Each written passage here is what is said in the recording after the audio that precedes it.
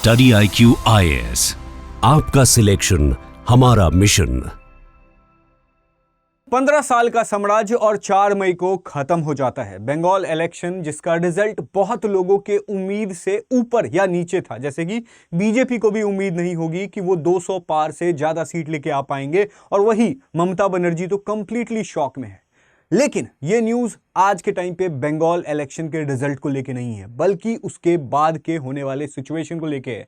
क्योंकि ममता बनर्जी ने वार्निंग दी है कि वो सीएम की कुर्सी नहीं छोड़ने वाली है और उनको फोर्सफुली ही हटाया जा सकता है। उसके अलावा वो सीएम की कुर्सी ऐसे नहीं छोड़ने वाली है। उन्होंने धमकी के साथ ये भी कहा है कि जो इंडिया अलायंस है, राहुल गांधी जी, अखिलेश यादव जी, सोनिया गांधी जी, जितने भी इंडिया अलायंस के पार्टनर हैं, उनका भी उनको सपोर्ट है। तो अब वो रोड पर आकर के विरोध का प्रदर्शन करेंगी और इसी चीज के रिगार्डिंग आज की सेशन होने वाली है। तो hello and welcome, this is study IQ and I am Prashant Jha.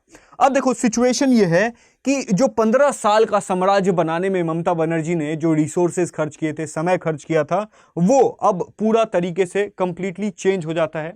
2021 में जो ममता बनर्जी नंदीग्राम से 70%, भवानीपुर से 70% वोट शेयर के साथ जीती थी, वो इस बार 15,000 वोटों से खुद की सीट से ही हार गई है। बीजेपी को 2,207 सीट मिलती है, टीएमसी को 80 सीट मिलती है, जो कि इकलौती ऐसी पार्टी थी जिसको एक तरीके से एक छत्र राज था बंगाल के ऊपर में। वो अब राज खत्म हो जाता है।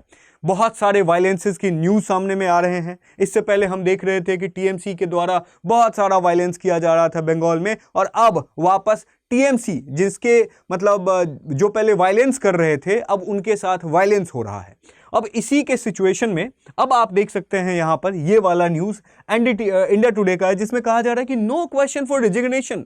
ममता बनर्जी कह रही हैं कि इलेक्शन वगैरह जो है, रिजल्ट वगैरह में जो बीजेपी की जीत हुई है, वो हम नहीं मानते हैं और हम रिजाइन भी नहीं देंगे। राज भवन जाने की तो बात ही छोड़ दो, RN जो रवि हैं, जो गवर्नर हैं वहां के, उनके पास जाकर के रेजिग्नेशन देने की तो बात ही छोड़ दो, क्योंकि हम हारे तो हैं नहीं। अब क्या इस चीज को लेकर के प्रेसिडेंट रूल लगाया जा सकता है? क्योंकि इस चीज को लेकर के भी संभावनाएं दिखा रही हैं।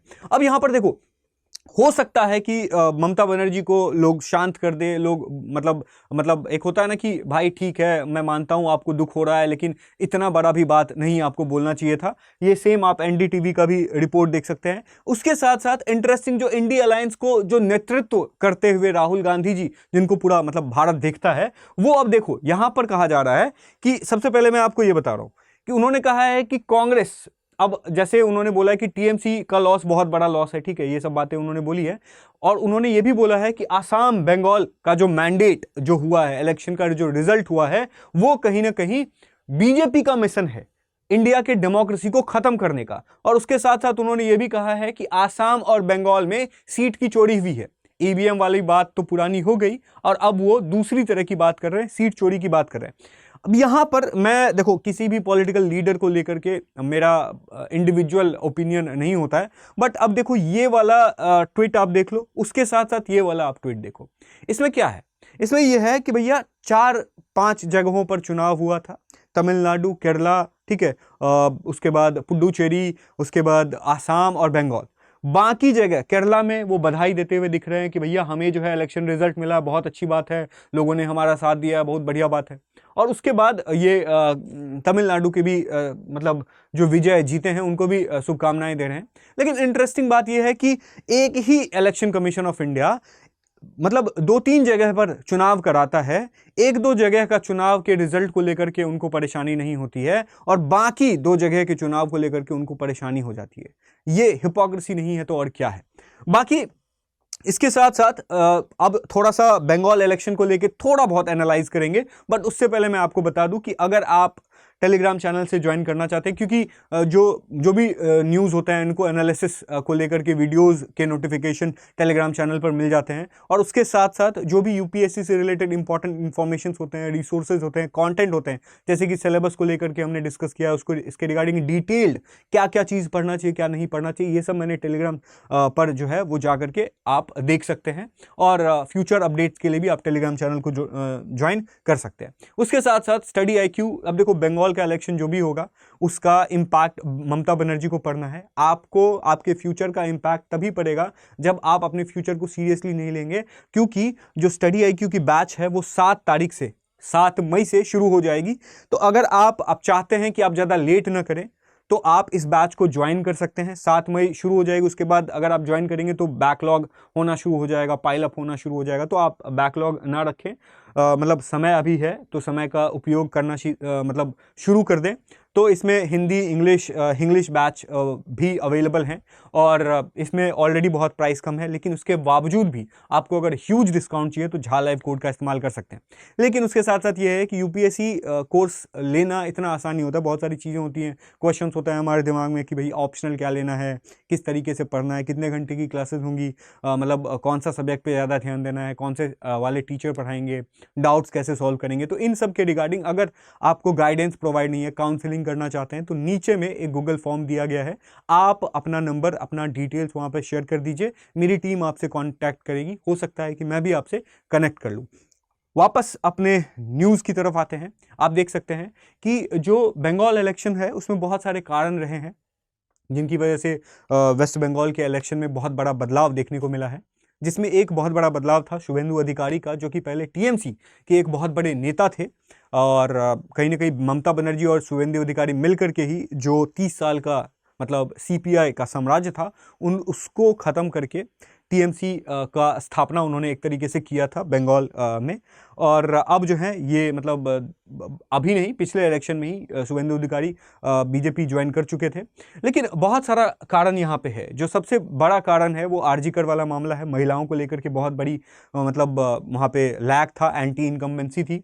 कलकत्ता में RG कर मेडिकल कॉलेज को लेकर के तो आपको पता ही है कि क्या सिचुएशन हुआ था।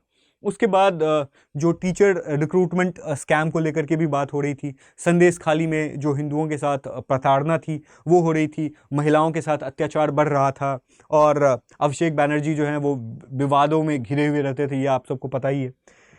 तो उसके साथ साथ कुछ और भी कारण है, जैसे एग्जाम्पल के लिए वोटर लिस्ट में बहुत बड़ा बदलाव देखने को मिला है। SIR को इम्प्लीमेंट किया गया था, बिहार के बाद बंगाल में इम्प्लीमेंट किया गया था, जिसकी वजह से 90 लाख मतलब एक तरीके से आप देख सकते हैं कि लोगों के नाम काटे गए थे, लेकिन बाद में इसको वापस से ठीक करके 32 लाख लोग जो है वो, फिर भी 32 लाख लोगों का नाम जो है वो मतलब एक तरीके से ऐड नहीं किया गया। तो 32 लाख लोग जो थे इस इलेक्शन में पार्टिसिपेट ही नहीं कर पाए थे। तो जो chief minister ex chief minister Mamata Banerjee रही हैं, उन्होंने भी इस चीज़ को लेकर के मतलब अपनी प्रतिक्रिया दी है कि हमारे साथ बहुत बड़ा धोखा हुआ है।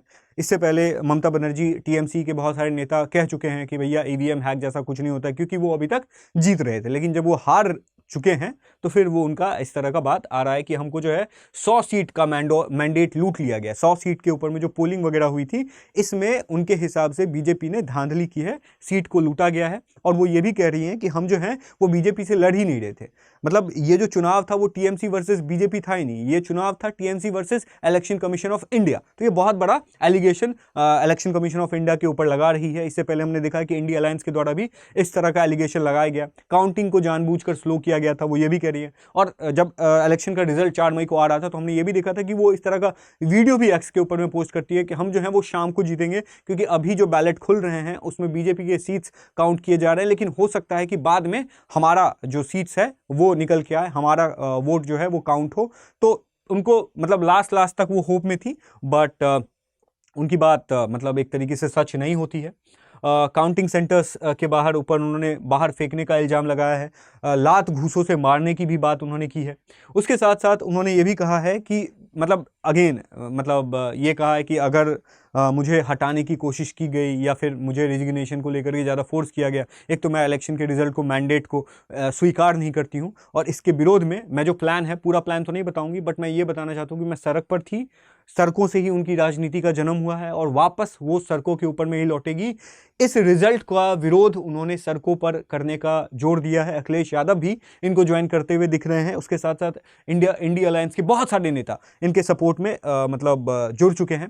आप देख सकते हैं इंडिया अलायंस में जो अरविंद केजरीवाल हैं, सोनिया गांधी हैं, तेजस्वी यादव हैं, राहुल गांधी हैं, उद्धव ठाकरे हैं, हेमंत सोरेन हैं, इन सब लोगों ने इस बंगाल इलेक्शन में अपनी मतलब कंट्रीब्यूशन ममता बनर्जी के साइड में दिया, क्योंकि उनको भी पता है कि आने वाले टाइम में अगर अगर आज हम नहीं बोलेंगे तो कल को हमारे लिए भी बोलने वाला कोई नहीं होगा। बाकी मुझे ऐसा लगता है कि एक ही तरह का इलेक्शन कमीशन है, एक ही ईवीएम है, और हर जगह मतलब एक जगह सही होता है, एक जगह आप उसके ऊपर में आरोप लगाते हैं। वही ईवीएम पिछले इलेक्शन में भी था बंगाल में, उस टाइम पे आपको लोगों ने मैंडेट दिया था, आप जीत गए थे, तब ईवीएम अच्छा था, तब इलेक्शन जीत चुके थे आप, तब सब कुछ सही था। और अब जा करके चीज़ें बुरी हो रही हैं। वही ईवीएम जो है केरला में है, तो उस चीज़ को लेकर के राहुल गांधी जी एक तरीके से वेलकम कर रहे हैं इस मूव को कि भाई बहुत अच्छा हुआ, रिजल्ट मिला, बहुत खुशी मिली कि हम जीत गए। और वही इस चीज़ को लेकर के वो जो हैं वो इस तरह की बात यहाँ पर बोल रहे हैं। लेकिन इंटरेस्टिंग बात यह है कि आने वाले टाइम में क्या होगा, क्या सच में ममता बनर्जी अपने जिद के ऊपर में अड़ी हुई रहेंगी और अपने सीएम के पोस्ट को रिज़ाइन नहीं करेंगी, या मतलब अगर नहीं करती हैं तो क्या सच में प्रेसिडेंट रूल लगाया जा सकता है? ये आप नीचे कमेंट सेक्शन में ज़रूर बताइएगा।